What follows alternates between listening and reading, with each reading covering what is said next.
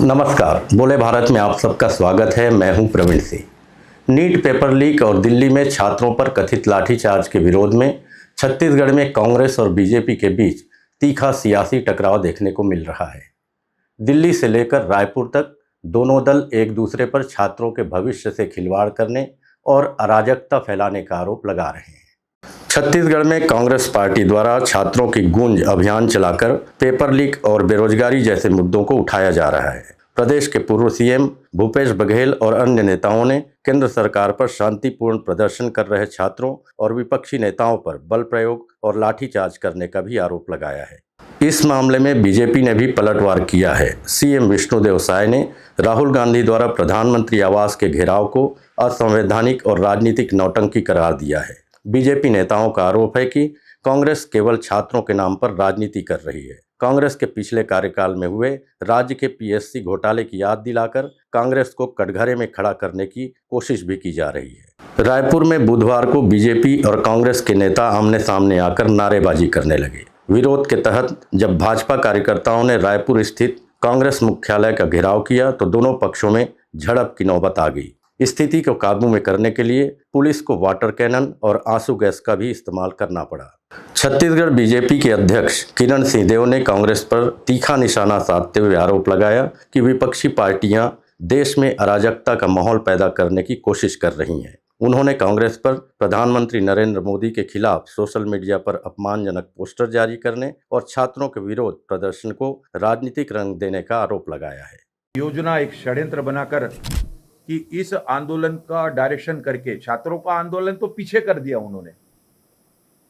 वो अपने अधिकार के साथ वो आंदोलन कर रहे थे, लेकिन उसमें अपना समावेश करके अन्य राजनीतिक दलों के उसमें कार्यकर्ता मिलकर संसद की कूच, संसद के अंदर जाने की जो सोच है, और वहां पर हुआ क्या, उन्होंने जो हुड़दंग किया, जो मार पिटाई की, मैं दुख के साथ कह रहा हूं इस बात को कि वहां पर उपस्थित सम्मानीय पत्रकारों को भी उन्होंने नहीं छोड़ा। और एक महिला पत्रकार हमारी बहन का मैं जब देख रहा था तो उसमें भी एक अभद्र टिप्पणी उनके लिए की गई है। यह लोकतांत्रिक पद्धति नहीं है। प्रजातंत्र में यह स्वीकार नहीं है। संवैधानिक पदों पर बैठे, उच्च पदों पर बैठे प्रधानमंत्री जी के लिए अपशब्दों का प्रयोग करना, खुले स्वरूप में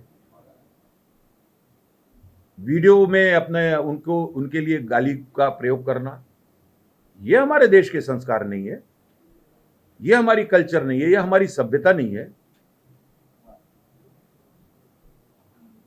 और फिर जब सारे बात सदन के बाहर ही कर रहे हैं छात्रों के हित में, तो आदरणीय प्रधानमंत्री जी ने निर्णय लिया कि सदन में इस पर स्पष्ट चर्चा होगी, खुलकर बात होगी, आप विषय सदन में चर्चा करें। तो फिर उससे भाग क्यों रहे? सदन को बार बार बाधित करने का काम, बार बार ये चेयर से किरण रिजिजू जी ने भी अपील किया, हम सब ने देखा कि हम सभी प्रकार से चर्चा के लिए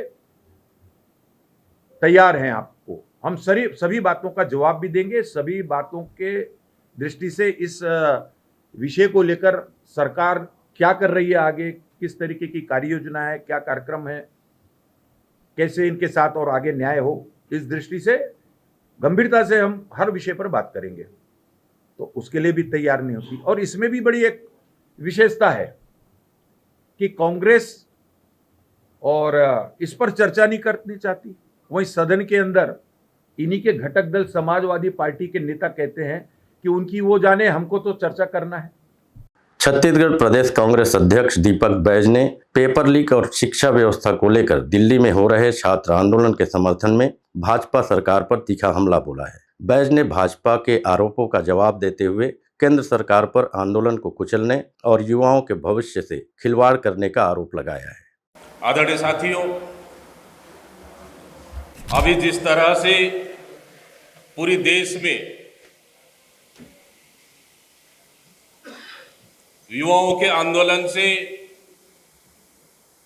युवाओं ने केंद्र सरकार और भारतीय जनता पार्टी सरकार के खिलाफ में एक क्रांति का बिगुल फूंक दिया है, देश के जंतर मंतर से लेकर प्रदेश की हर राजधानी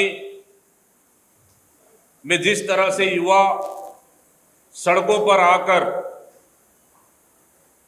केंद्र और भारतीय जनता पार्टी की सरकार के खिलाफ में आंदोलन कर रही है, उसी तरह से हमारे नेता माननीय राहुल गांधी जी लगातार नीट पेपर लीक के मामले को लेकर कोटा से शुरुआत किए, छात्रों की गूंज कार्यक्रम, फिर अभी पिछले 17 तारीख को देहरादून में आयोजित हुई, उसी तरह से प्रदेश के हर एक शहर को चिन्हांकित कर छात्रों के भी सीधा संवाद कर रहे।